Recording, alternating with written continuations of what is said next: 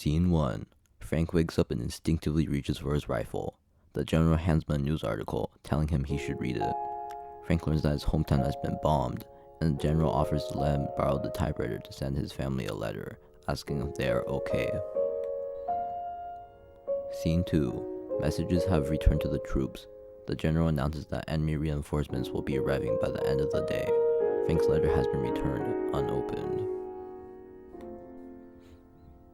Scene 3. The intro song begins. Scene of a battle plays out. After the first verse, scene cuts to a party celebrating the war being won. Most of the troops seem happy, but Frank is silently staring at his drink. The song continues with Frank riding a train. His fellow soldiers again seem to be happy, but he is standing silently, looking out of the window. As the song ends, the scene pans out to Frank, suitcase in hand, standing in front of the ruins of his family's home. Scene 4. 20 years after the war, Frank is talking during a seminar for recovering alcoholics. He mentions how he had initially signed up for classes at a local community college in order to take his mind away from alcohol, but he has gotten a degree and will be graduating soon, as well as announcing his discharge from the program. While walking away, the man in charge of the seminar asks him if he would like to continue volunteering, to which he says he will consider the offer. Scene 5. Frank returns home.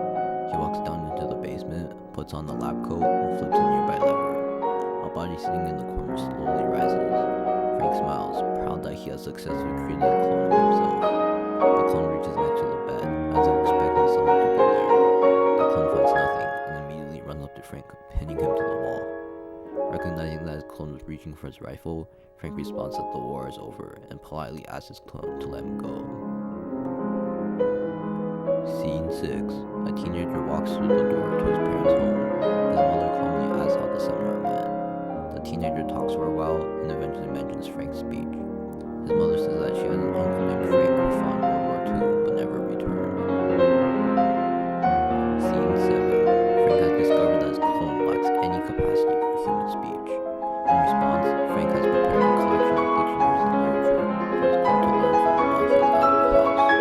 Frank also tells his clone that he is not to leave the house, claiming that to be because of his lack of understanding for the language of components. However, he admits himself he is scared to let the clone interact with others.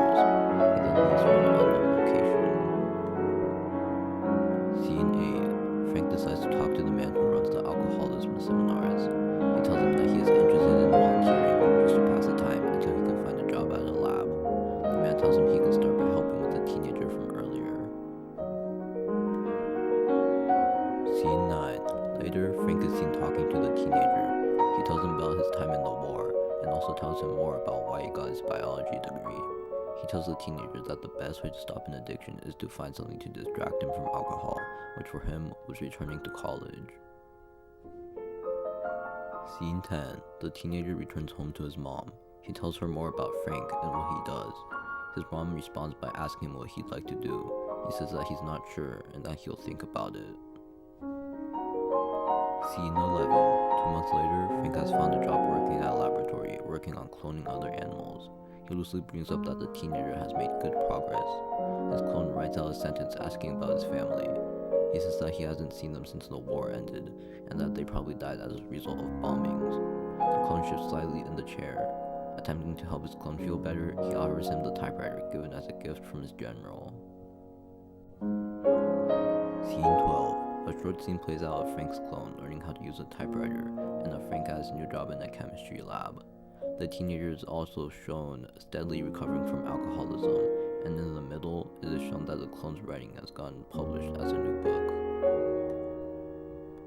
Scene 13. Frank returns home from work and tells his clone that his publishing company wants him to host a book signing at a local library. Frank tells his clone that it would be better for him to stay behind, but his clone looks visibly angry. Frank struggles to defend himself, but his clone grabs a revolver from a nearby table and aims it at Frank. After a long silence, he pulls the trigger, but no shot was fired. Frank calls his clone an idiot for thinking he would leave an unloaded gun lying around, and he goes back to his room. Scene 14. Some days after the previous event, the teenager and his mom are driving to Frank's house. However, Frank isn't home at the moment. As Frank drives home, he mutters to himself about how today was the worst time to get held back after work, and that he arranged a meeting with the teenager. As the teenager knocks on the door, Frank's clone calls the mom's name. Frank arrives home, but they've already gotten inside the house. Frank is forced to explain his clone, and also tells them about the books, as well as the signing. The mom tells Frank that he is a terrible person for bringing a living being into the world and denying its purpose. Frank silently stands in shock before he gently says that his clone can go. Scene 15. The music slowly ramps up. Frank is seen helping his clone get into a suit. As the song reaches its climax, the door closes and the credits roll.